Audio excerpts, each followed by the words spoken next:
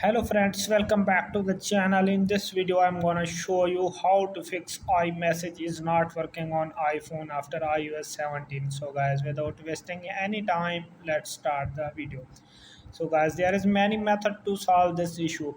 First method is to force restart your iPhone. For force restarting it, press the volume up button, volume down button, and press and hold the power button until the slider is appear. So after force restart, your mobile problem will be fixed.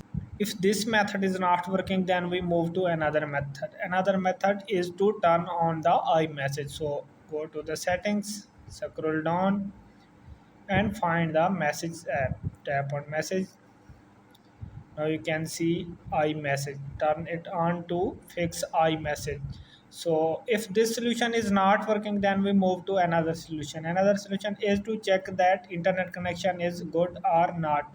So tap on the settings app, tap on Wi-Fi. If you have connected with Wi-Fi, turn it off, and after 5 seconds turn it on to fix network connection. So if this solution is not working, then we move to another solution. Another is to update your iMessage app. So go to the app store,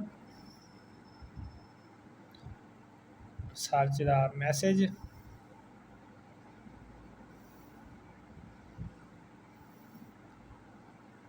Now you can see message app, tap on it. Now you can see my message app is up to date. If you have any pending update, download and install it to fix this issue.